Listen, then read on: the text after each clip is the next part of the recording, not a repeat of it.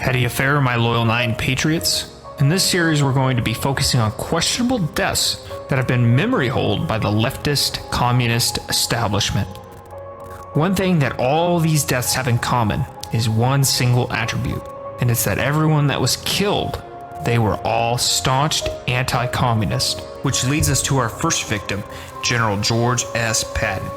General Patton was an American hero during World War II that led many successful campaigns in North Africa and Europe, and he always completed the impossible task, and he detested mediocrity.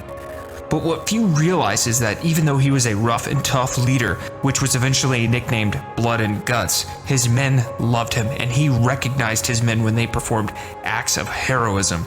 He even awarded a Medal of Honor to a medic in his company. He, however, was not loved by other generals, including General Eisenhower and even President Roosevelt.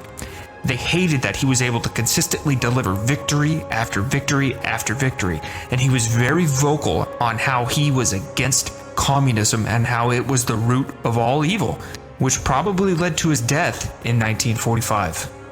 If we just look at the official story of how General Patton died, the official narrative is that he was involved in a car accident that later led to him being in the hospital, which then he ended up dying of an embolism.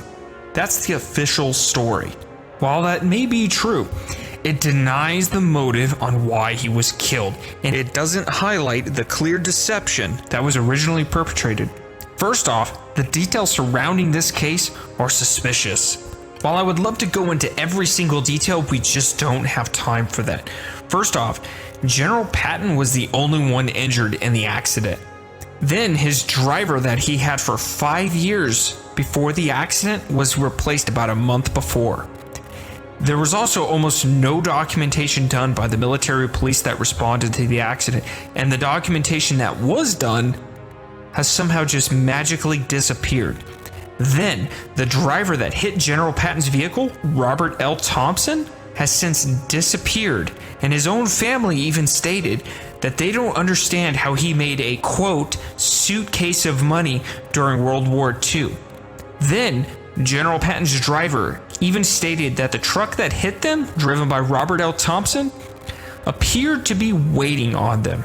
Then, when Patton was recovering in the hospital, General Patton even requested a guard be posted because multiple attempts were made on his life. For example, an RAF Spitfire, which is an attack aircraft, made a strafing run on General Patton's aircraft, attempting to take the aircraft down, and then it later crashed. But there is still no answers on why that RAF Spitfire was attacking General Patton's aircraft.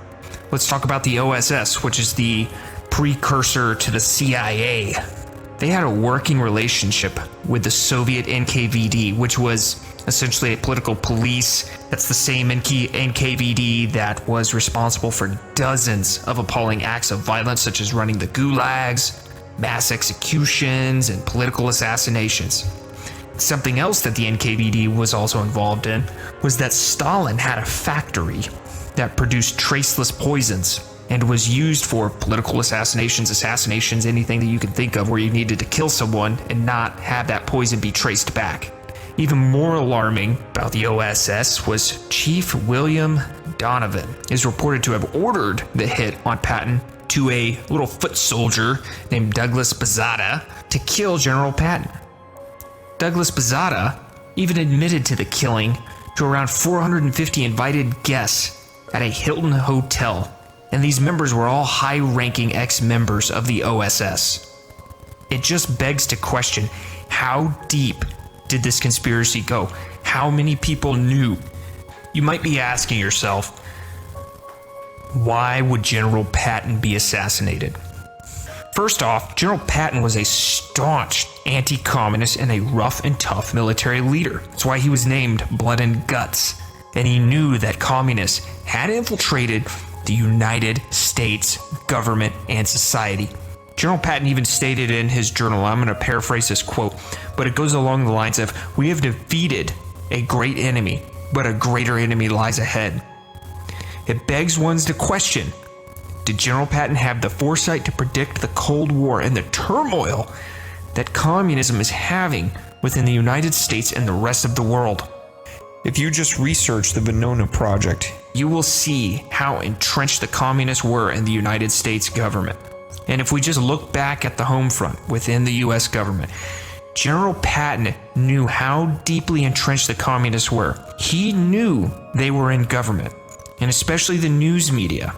The New York Times, for example, would try to harass General Patton during press conferences, and a journalist interrupted him at one point and asked him if he would treat the SS different. General Patton responded, and I quote, "No, SS means no more in Germany than being a Democrat in America." Let that sink in.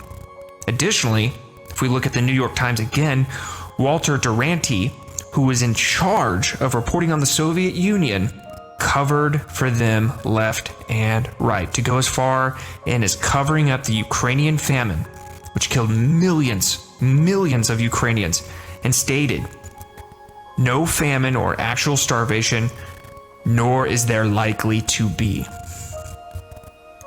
So I'm going to close with a quote from the great General Patton that we should all heed. Quote, "It is my present thought that when I finish this job, which will be around the first of the year, I shall resign, not retire. Because if I retire, I will still have a gag in my mouth. I should not start a limited counterattack, which would be contrary to my military theories, but should wait until I can start an all-out offensive. Loyal 9 out." Quick announcement, I do have an affiliate with Invader Coffee Company, which is a veteran-owned coffee company that air roasts their coffee, which in my opinion is the best way to roast coffee. So if you want to support Invader Coffee Company, Loyal 9, and get a flavor-packed cup of coffee, check out the 15% discount code I have for you guys at the bottom so we can stick it to Starbucks and stick it to the communists.